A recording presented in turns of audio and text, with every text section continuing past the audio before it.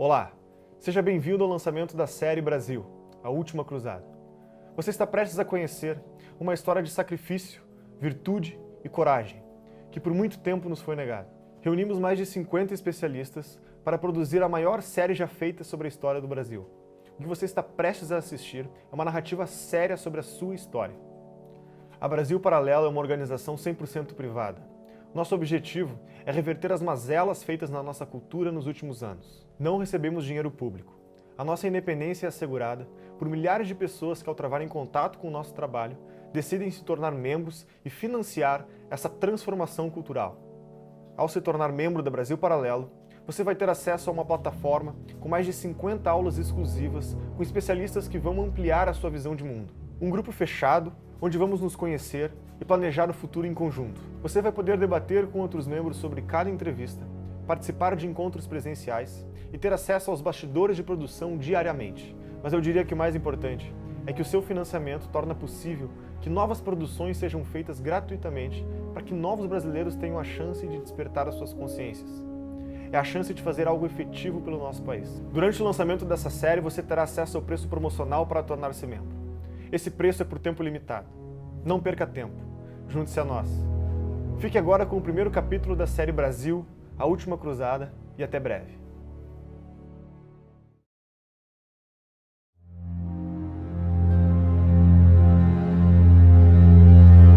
Assim como a biografia de um homem começa na história de seus ancestrais, nossa pátria não pode ser compreendida apartada daquela que a concebeu e gestou.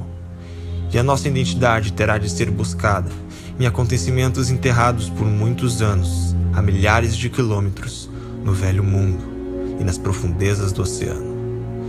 Neste mergulho rumo às origens remotas, muitas das linhas que separam os mitos da realidade e a história das lendas vão sendo borradas pelo nevoeiro dos séculos e pelas crenças dos antigos. Os acontecimentos que formam o curso do tempo vão deixando para trás verdades esquecidas, mas que de alguma forma podem ser resgatadas, porque estão marcadas no solo, nos escritos e nas memórias dos homens que já viveram.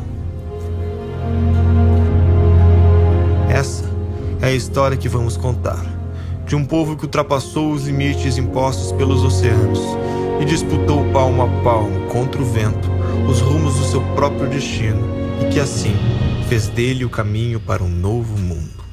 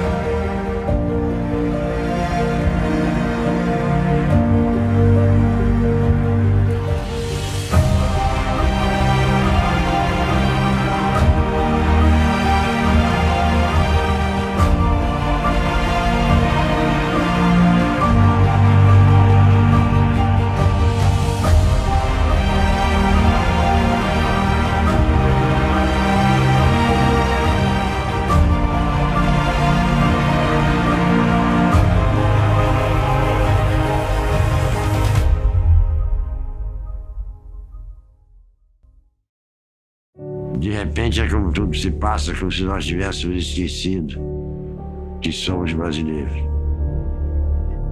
A melhor solução para o Brasil é dar um pouco de Brasil para as pessoas. É comum encontrarmos no nosso dia a dia pessoas salientando as belezas naturais do Brasil. Pouquíssimas vezes encontramos pessoas salientando as belezas humanas do Brasil. Então você não pode celebrar mais os heróis nacionais, porque os heróis nacionais são parte da ideologia dominante. Então você faz a apologia do território, dos bichos e dos índios, etc, etc. E não, os heróis desapareceram. A apologia do território separada da apologia daqueles que a conquistaram não faz o menor sentido. todos eles, enfrentam uma crise de identidade. Porque eles não sabem quem são, não sabem de onde vieram, não conhecem toda a sua história. Sonegar essa história a um povo, sonegar essa história a uma nação é um ato perverso. Bom, veja você, a história é a própria identidade nacional. O que é identidade nacional? É a memória coletiva de feitos realizados em comum que dão às pessoas um senso da retaguarda das suas próprias vidas, da origem dos seus valores, sentimentos, etc. O ser humano não foi feito para ele ser, cada um que nasce, ser um novo Adão no paraíso, que surge do nada, né? Surge pronto e se faz a si mesmo. Isso é absolutamente impossível para o ser humano.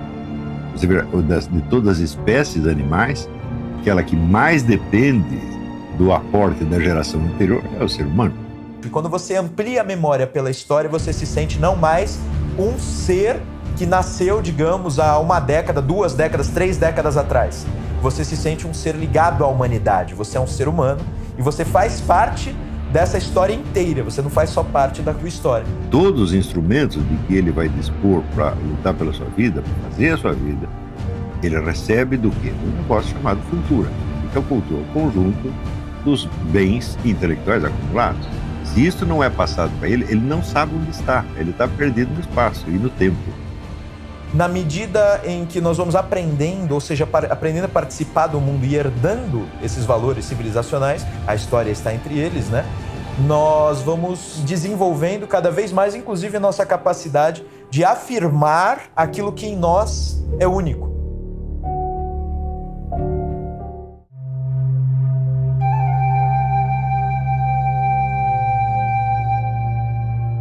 Somos tão jovens na história da humanidade que às vezes esquecemos do que nos permitiu chegar aqui e viver dessa forma. Há 30 mil anos, nossos antepassados tentavam dizer alguma coisa quando pintavam nas rochas. São as primeiras mensagens que temos de nossos ancestrais. A vida era difícil e lutávamos muito para sobreviver.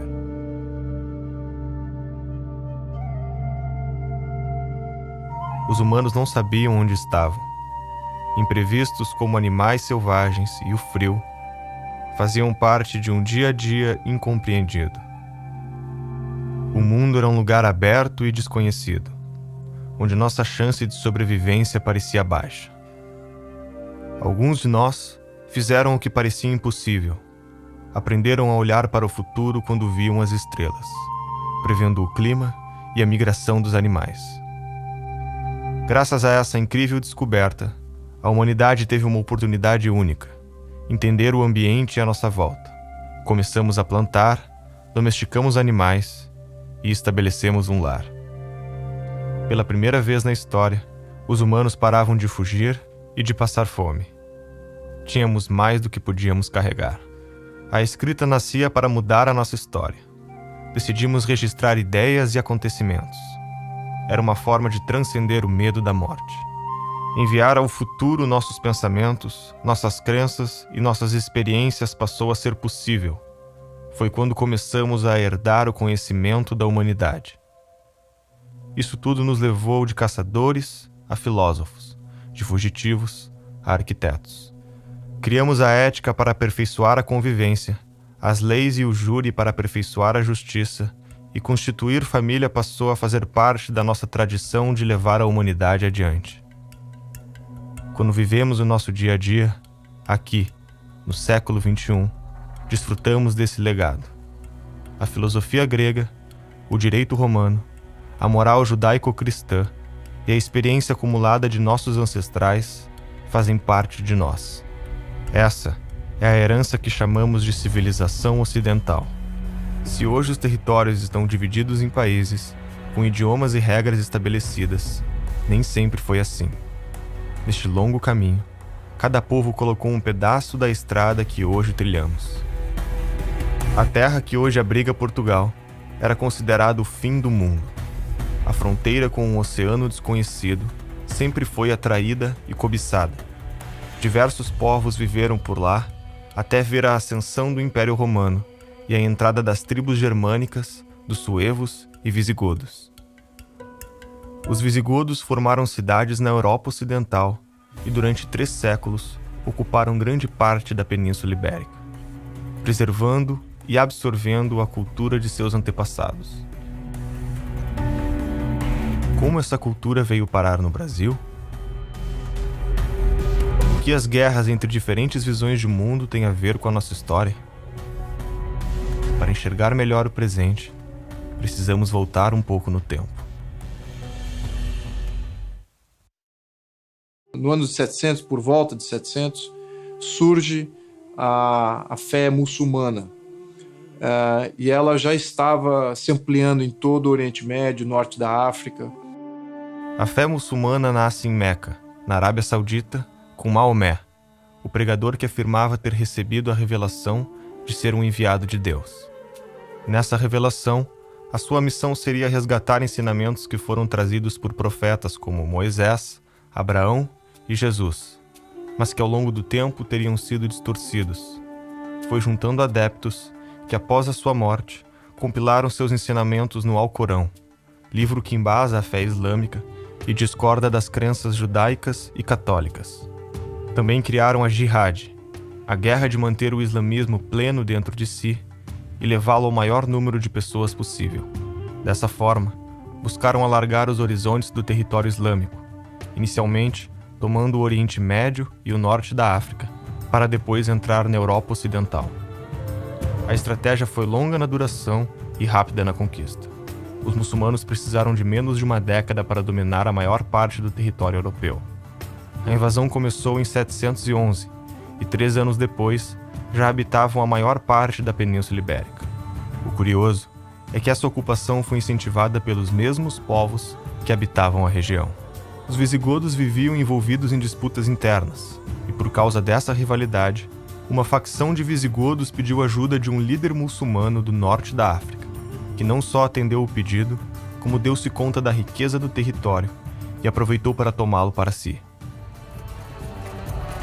A entrada foi muito rápida, entraram justamente por Gibraltar, conseguiram cruzar ali do Marrocos, chegaram até a Espanha e pouco a pouco foram tomando as vilas, foram tomando as cidades.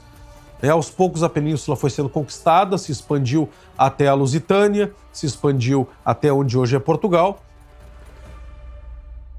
As teorias que os historiadores levantam quanto à facilidade da invasão foi porque, em primeiro lugar, o reino visigótico não deixava que as populações de origem romana tivessem acesso a armas ou ao exército. Então nós já vemos aí um processo de desarmamento que facilitou, inclusive, a queda do seu próprio Estado.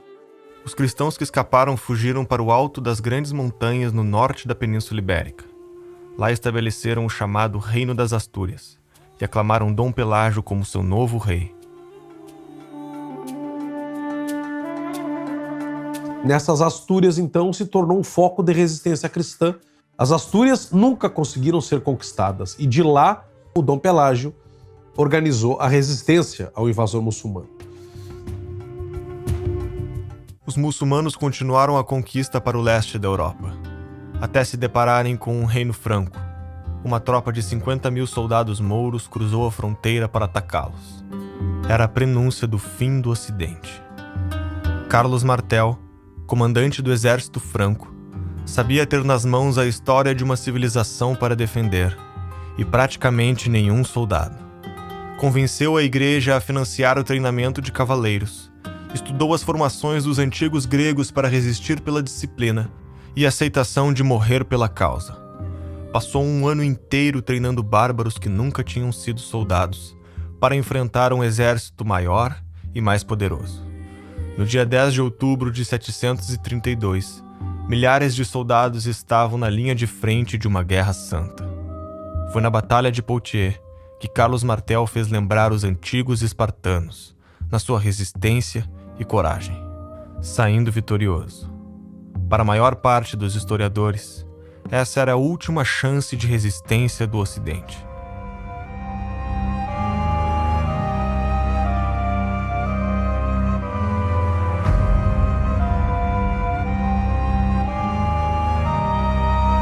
A vitória significava um suspiro de esperança para os inimigos do Islã.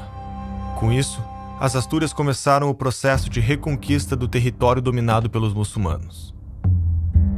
Até que houve uma grande batalha em 722, a Batalha de Covadonga. Foi considerada essa Batalha de Covadonga o início da reconquista cristã, porque eles não estavam mais se defendendo ou fazendo pequenas guerrilhas, mas se defrontaram diretamente com o inimigo num processo de expansão do reino das Astúrias. Né? Os mouros tinham conquistado a Espanha e agora era hora de reconquistar a Espanha. Era hora de reconquistar o território perdido. E Covadonga é um evento importantíssimo para a cultura católica espanhola. Né? Dom Pelágio é considerado justamente um grande herói, não só porque ele resistiu e se organizou nas Astúrias, mas porque foi um herói vencedor em Covadonga. Né? Várias batalhas, várias guerrilhas que foram sendo travadas foram vencidas pelos asturianos, pelo moral que eles ganharam na vitória em Covadonga. Quando você observa uma sociedade islâmica, você tem tudo diferente. Tudo diferente. Todos os valores são diferentes desse daí. E Portugal passou por um tempo por domínio islâmico, tá? E aí você percebe que alguns valores islâmicos a gente pegou, não só na linguagem, a gente tem alface, algumas palavras com algodão é alcudum, palavras que vêm do árabe, mas a gente tem também alguns valores. Por exemplo, quando a gente tem organização militar. A organização militar, como eu disse, cristã, ela era mais de um cavaleiro querendo se tornar digno, querendo se destacar, se autossacrificar por uma causa maior no campo de batalha. Enquanto que os islâmicos tinham uma visão mais coletivista, mais organizada. E aí os Portugal e Espanha aprendem, eles mantêm o heroísmo cristão e aprendem as técnicas islâmicas. Porque primeiro eles apanharam, né? O Islã, se você observar o mapa, eles pegam a Península Ibérica quase toda, fica um pequeno pedaço de resistência e depois eles vão reconquistando.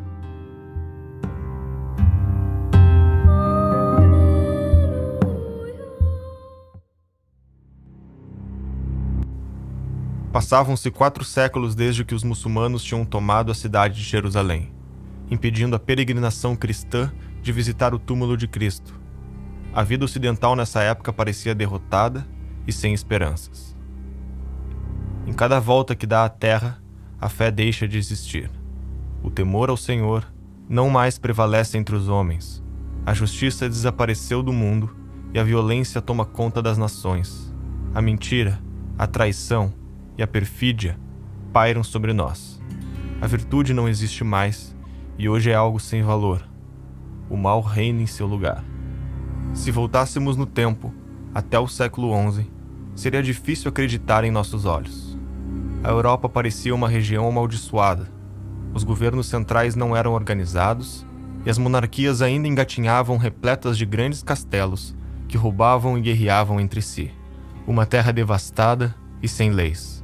Em uma decisão sem precedentes, o Papa promete um lugar no céu para as almas daqueles que aceitarem marcharem até Jerusalém e retomar a Terra Santa. Para o Papa, era a oportunidade perfeita de unificar os cristãos ocidentais e orientais e colocar a Igreja novamente no centro do cenário político mundial. Se não era possível viver em paz na Europa, seu povo decidiu buscar uma vida melhor, neste mundo ou no próximo. Estava inaugurada a Era das Cruzadas. Agora milhares de cristãos vindos de toda parte da Europa marchavam para retomar Jerusalém das mãos dos seguidores de Maomé.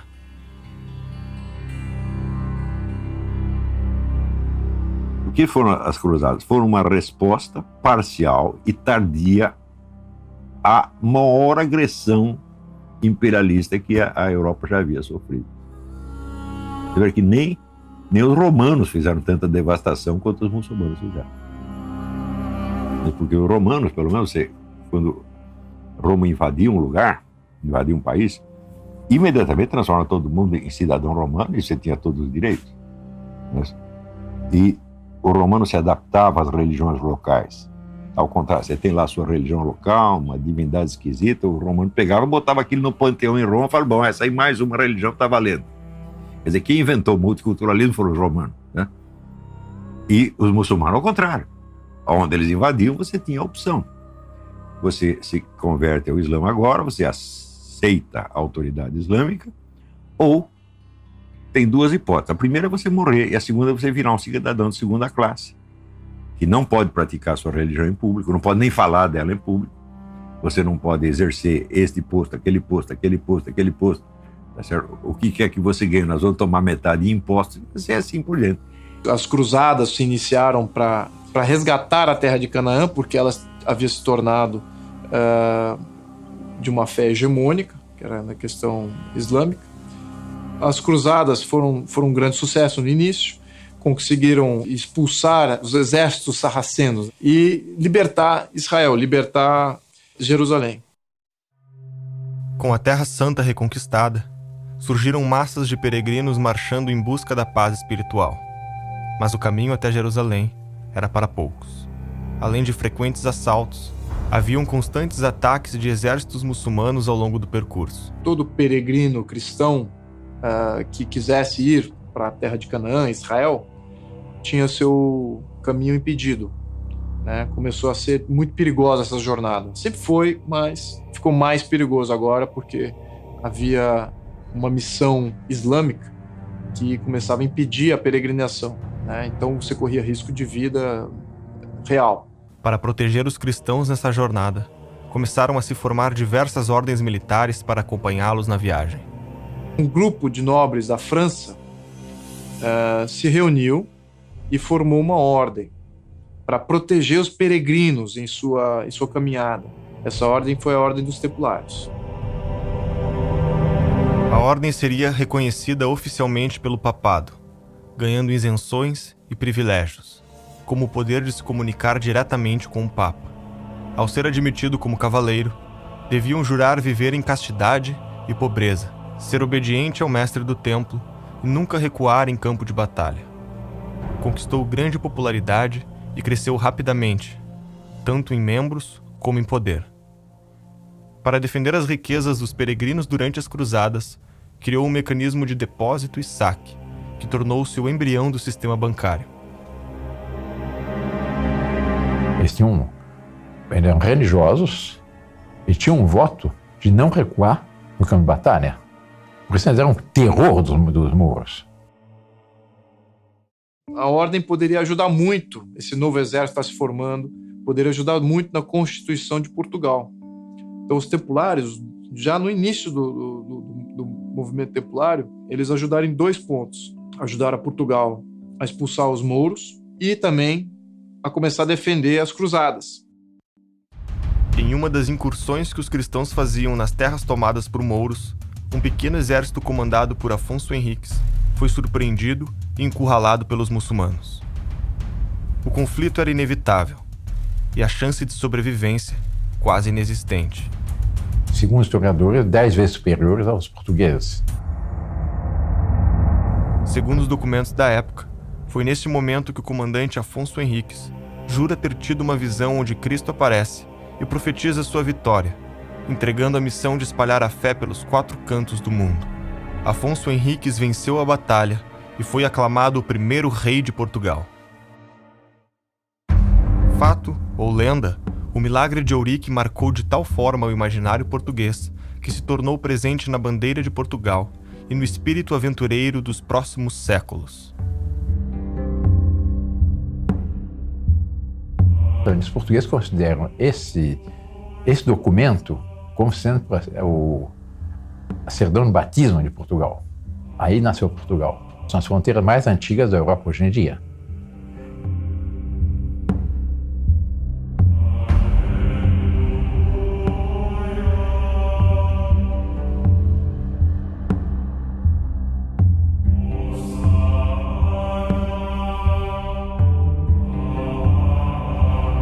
A civilização se funda com orientações gerais que vêm do mito. Mito não é sinônimo de mentira. Você vai ao dicionário e vai ver que mito tem várias acepções, uma delas é sim, enganação, ilusão, mentira. Mas o mito, no sentido em que eu uso, é o sentido grego, e o sentido grego é uma explicação primordial sobre a ordem do universo e sobre a ordem humana.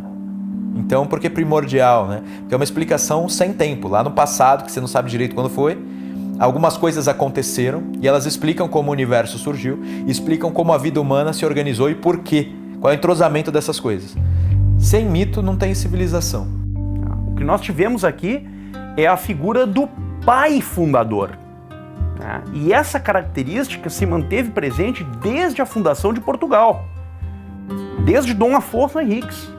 Com isso ele ganha mais poder, ele ganha mais autonomia e ele continua, então, a formar os seus domínios, impedindo que o Moro entre novamente. A Espanha, pelo contrário, continua a lutar contra o elemento Mouro, contra o elemento mourisco. A Europa estava em constantes conflitos entre os reinos. Todos queriam afirmar seu poder e as fronteiras eram frágeis. Entre eles estava a França, onde o rei Filipe IV, o Belo, queria expandir o seu poder a qualquer custo para enfrentar a Inglaterra. Foi quando teve uma ideia inédita: cobrar impostos da igreja. A retaliação foi rápida e o rei foi excomungado pelo Papa. O Papa não esperava que a campanha difamatória feita por Filipe o Belo pudesse ser tão forte a ponto de ele acabar espancado e morto pela população. O novo Papa que o sucedeu também morreu em menos de um ano, em origens até hoje desconhecidas. É quando assume o Papa francês Clemente V que reverte as decisões da Igreja em favor de seu rei. Na ânsia por poder, Filipe IV continuou expropriando judeus e bancos, gerando inflação, dando calotes e fazendo imensas dívidas. A população se revolta com a imensa crise e o rei recorre à Ordem Templária, que emprestou dinheiro para pagar suas dívidas. O problema é que o empréstimo foi indevido. O dinheiro era usado para as cruzadas e quando o grão-mestre da Ordem, Jacques de Molay, soube do fato, expulsou o tesoureiro, abrindo um cabo de guerra com o rei francês. Filipe o Belo usa de novo a mesma estratégia. Começa a campanha difamatória contra os templários e usa o Papa que está sob seu domínio para proibir a ordem e confiscar seus bens. Na noite de sexta-feira de 13 de outubro de 1307, centenas de cavaleiros templários por toda a França foram capturados pelos soldados do rei e, segundo alguns historiadores, sujeitos a torturas para confessarem seus crimes. Até hoje, não temos todas as conclusões sobre essa história, mas para muitos, aquela noite seria o motivo da superstição de sexta-feira 13 ser um dia sombrio.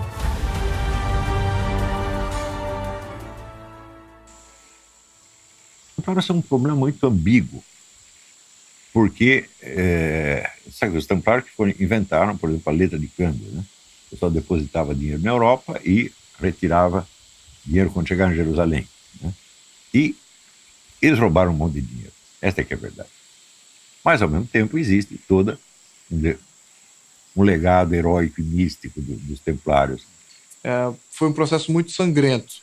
Foi decretado todos os templários como os hereges e houve aí um grande derramamento de sangue, várias armadilhas armadas contra os templários. E então, enfim, foi uma ordem aí que poderia ter trazido grandes avanços para a Europa, mas estava ali sendo sufocada pela ganância e tirania de um dos seus soberanos que se sentia ameaçado.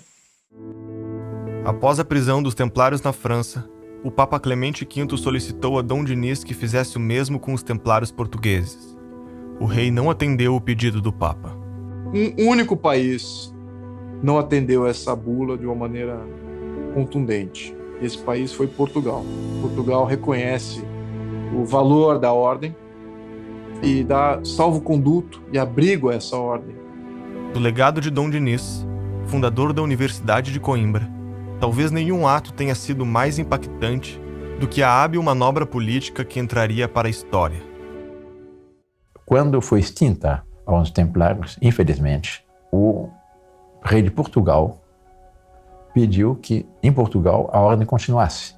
Porque a ordem, os cavaleiros da Ordem Templária, que eram os grandes defensores da fé e das cruzadas, da Terra Santa, etc.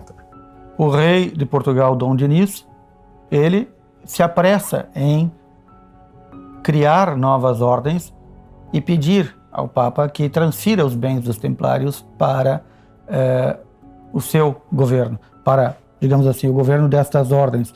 E então o rei Dom Dinis cria a Ordem de Cristo. Então ela vai continuar em Portugal, mas com o nome Ordem de Cristo. A firme postura do rei de Portugal levou o Papa a incluir uma cláusula em sua bula, abrindo exceção para Portugal e seus aliados sob a transferência dos bens da ordem. E aí é que se explica um monte de coisas, né, da nossa história. Como que um país tão pequeno que era Portugal, como que esse país, de repente, avançou e se tornou um grande conquistador dos mares. Como que esse país, de repente, era o país do qual saía todos os maiores navegadores durante um bom período. Este corpo de elite resolveu uma necessidade vital para a consolidação e o fortalecimento do Estado português. Entrosada com a esfera política da coroa, alargaria os horizontes do reino, conduzindo à expansão de Portugal pelos mares.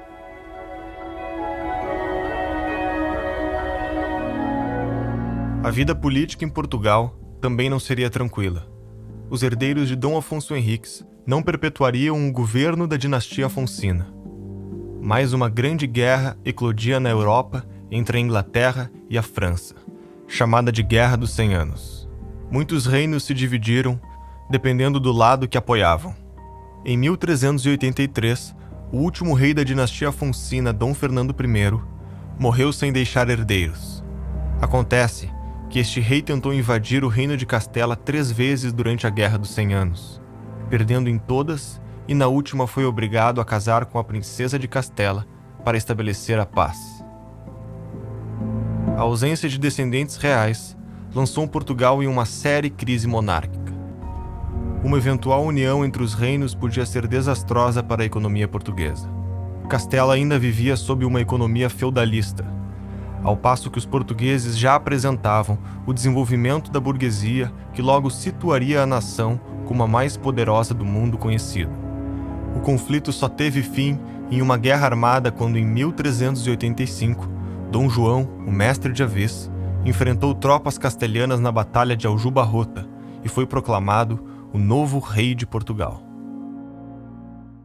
Uma nova etapa gloriosa na história de Portugal, que é a etapa da dinastia de Avis, com Dom João I e seus filhos, a chamada ínclita geração, e ao longo do século XV, o que nós vemos é o crescente esplendor de Portugal. Porque realmente dessa ínclita geração ia nascer o grande império dos descobrimentos. Nós temos um dos filhos de Dom João I, que é o infante Dom Henrique, que começa e lança Portugal nessa grande aventura dos descobrimentos. Nenhum dos filhos da ínclita geração se destaca mais do que o infante Dom Henrique, o navegador. Portugal foi e continuava sendo a extremidade ocidental da terra, o fim do mundo conhecido pelos europeus, com a forte crença de ser impossível navegar no Oceano Atlântico. Tudo isso costumava ser atribuído à vontade divina.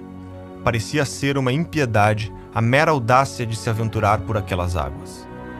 Um dos mais influentes desses mitos era a história de São Brandão, monge irlandês que, segundo um relato muito popular a partir do século X, teria navegado pelo Atlântico Norte e descoberto várias terras fantásticas e paradisíacas. Com a Europa imersa no caos, a ideia de haver uma ilha em paz para além do oceano trazia esperança aos povos que circulavam esses mitos. Apareciam ilhas lendárias nos mapas da época, como uma ilha chamada High Brasil, que significava Terra Prometida, e pode ter influenciado o nome do nosso país. Procurar a Ilha Brasil, Antilha, o Purgatório ou Atlântida não era mais fantasioso do que procurar a China, a Índia, o Japão ou as Américas. Pouco a pouco, feitos impressionantes foram acontecendo. Primeiro ultrapassando lugares nunca antes visitados, depois descobrindo pequenas ilhas. No ano de 1485, o infante Dom Henrique é nomeado grão-mestre da Ordem de Cristo, cujos amplos recursos e os imensos privilégios acumulados seriam bem aproveitados nas navegações. Transformou muito de seus cavaleiros em navegadores e muitos de seus navegadores em cavaleiros.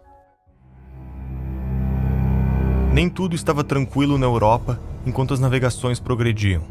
A guerra de séculos pelo território ainda apresentava riscos e, antes de conquistar os mares, haveria um último desafio na Europa Ocidental.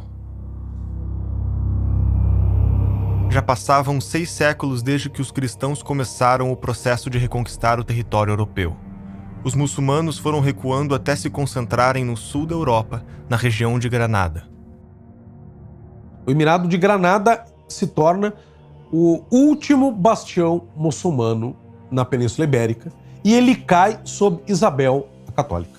Ela era uma mulher de formação intelectual muito grande e pensa que a sua missão reconquistar de vez a Espanha, terminar o que os seus antepassados fizeram. Os muçulmanos estavam em Granada, eventualmente guerreavam contra os cristãos e tinham planos de reconquistar toda a província.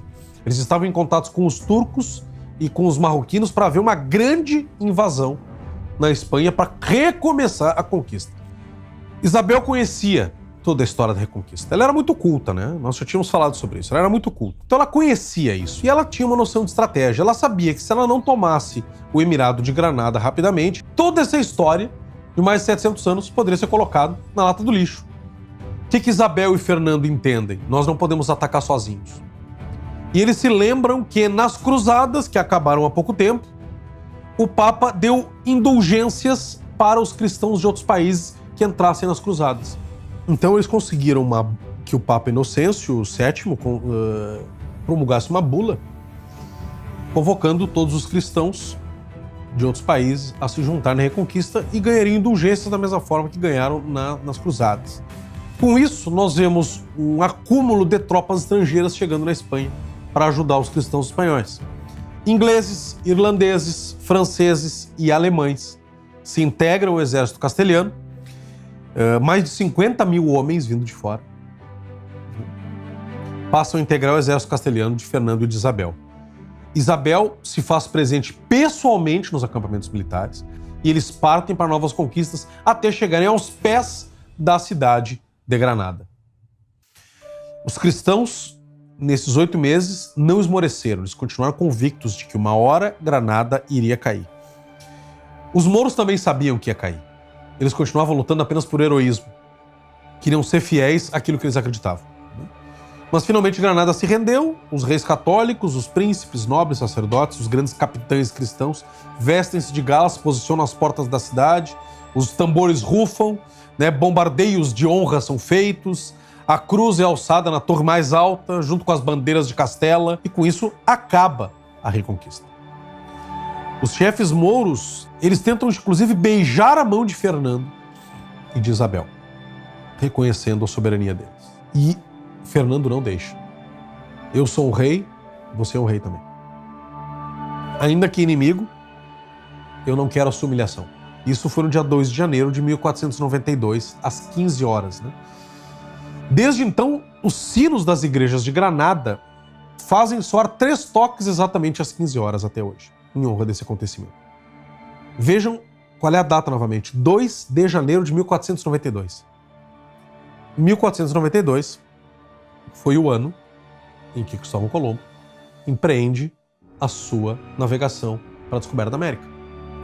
Foi justamente no acampamento de Santa Fé que Colombo estava e viu a queda de Granada. Colombo estava lá, que ele tenta convencer Isabel a patrocinar a navegação. Por que influencia as navegações? O que as grandes navegações de Portugal e Espanha têm a ver com a Reconquista? Temos que ver que nós estamos falando de um processo de mais de 700 anos de luta por posse de território. Lá da distante Astúrias, os cristãos foram crescendo, foram baixando e foram se expandindo até conquistar todo o seu território. Então eles foram formados geração em geração na conquista de território e desbravamento do território. Até que não tem mais território a conquistar. Só lhes resta o mar. Cristóvão Colombo conseguiu que Isabel e Fernando financiassem a sua expedição. Era um objetivo antigo, que já tinha sido lhe negado por outros reis, inclusive pelo de Portugal. Em 1492, Colombo descobria o que chamou de Índias Ocidentais, que eram as ilhas da América Central. Essa descoberta tornava necessário dividir as zonas de influência entre espanhóis e portugueses nas navegações. Para isso, assinaram o Tratado de Tordesilhas, onde fora da Europa, os portugueses ficavam com um território a leste de um meridiano, enquanto os espanhóis ficavam com um território a oeste. Até então, só uma pequena parte da área dividida pelo tratado havia sido vista pelos europeus, sendo dividida apenas no papel. Imediatamente após a primeira viagem de Colombo, vários exploradores navegaram na mesma direção. Mas eles já tinham noção de que havia algo do outro lado do Atlântico, a tal ponto que quando houve os tratados entre a Espanha e Portugal, eles insistiram que a linha demarcatória fosse 70 milhas mais ao oeste, de onde veio o Tratado de Tordesilhas.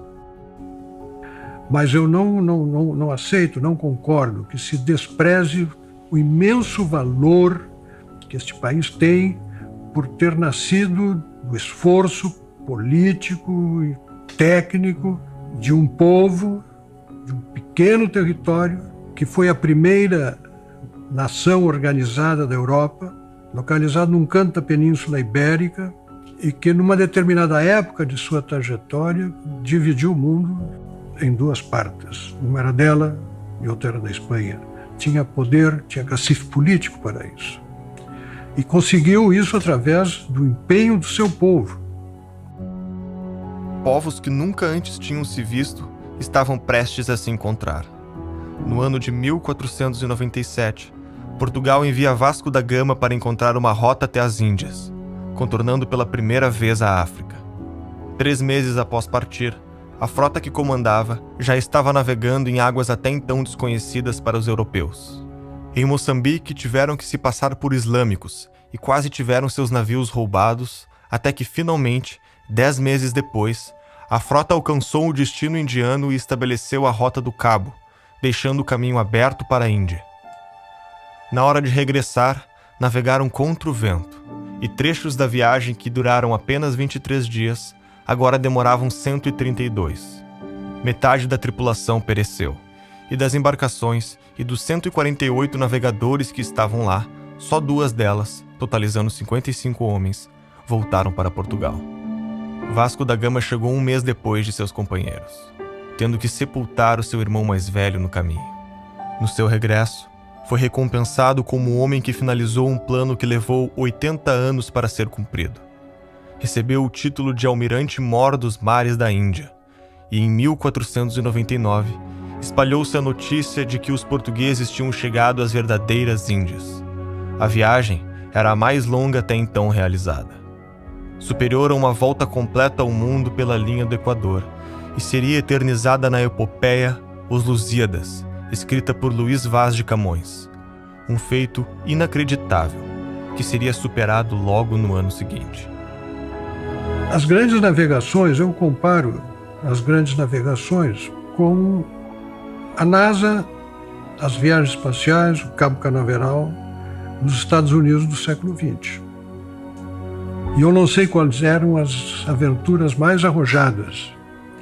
Se aquela de navegadores que se jogavam no mar aberto numa época de superstições, de receios, de medos, de incertezas, navegando em águas nunca dantes navegadas.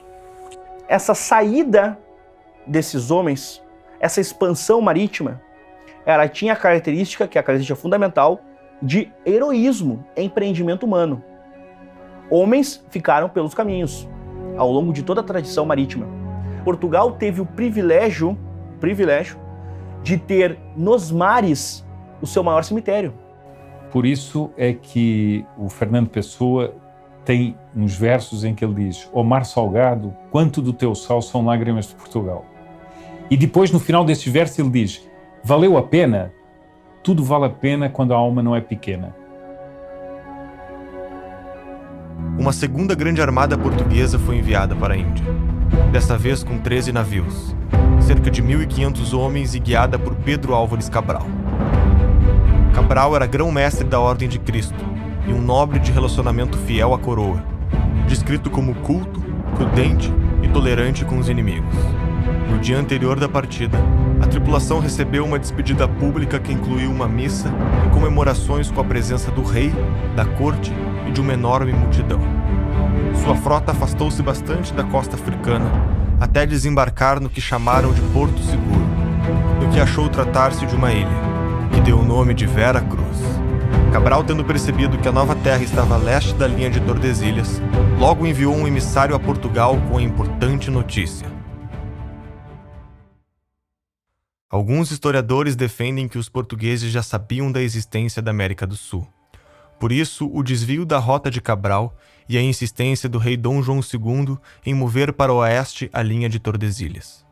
Outros defendem que o objetivo deste empreendimento era estabelecer relações comerciais na Índia e que o desvio se dava por necessidades de navegação, fazendo da descoberta algo acidental. Mas na lógica portuguesa, isso a gente vai encontrar já na Carta de Pero Vaz de Caminha, não existe casualidade quando você acredita na providência. Então é um debate menor no sentido português de seu tempo, porque um português fiel à tradição católica, ele não está se preocupando se ele chegou sem querer ou por querer. Ele acredita que está ali por um motivo e esse motivo é missionário.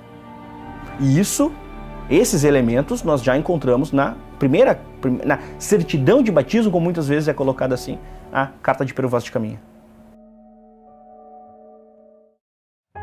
Como é que vocês acham que, de repente, um povo que na Idade Média lutou por 8 séculos contra o inimigo islâmico vai do nada se transformar num mercador? Só quero realizar comércio. Não faz o menor sentido.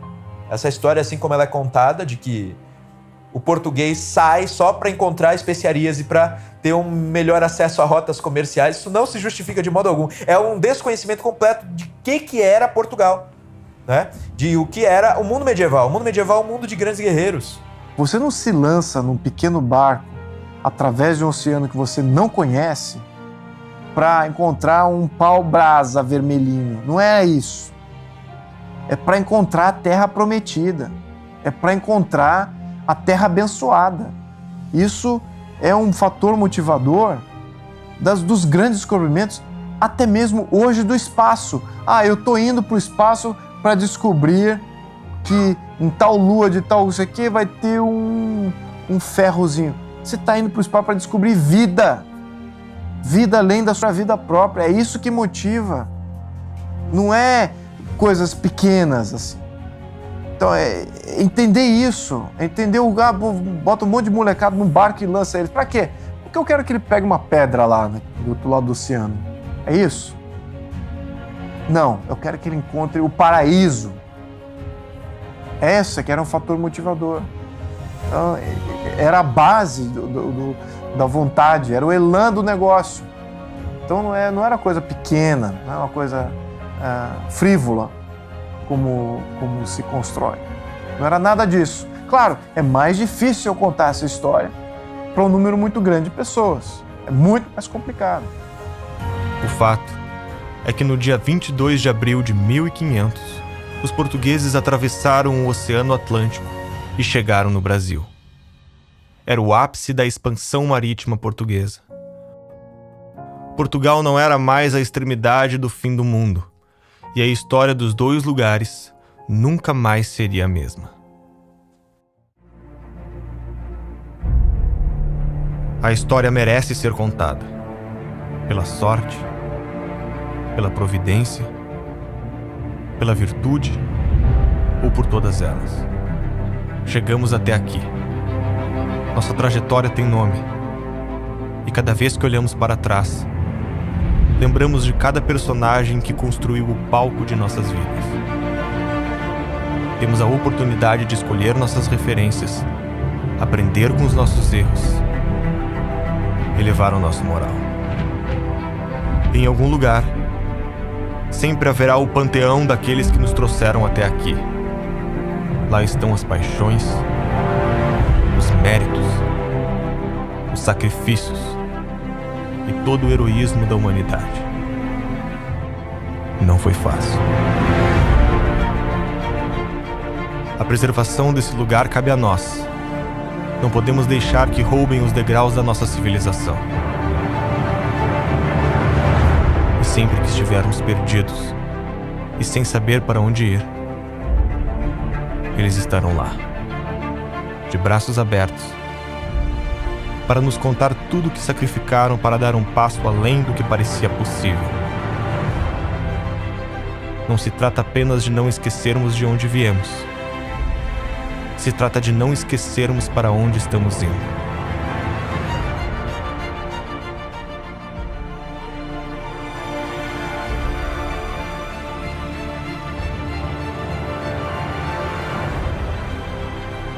Nos momentos mais difíceis,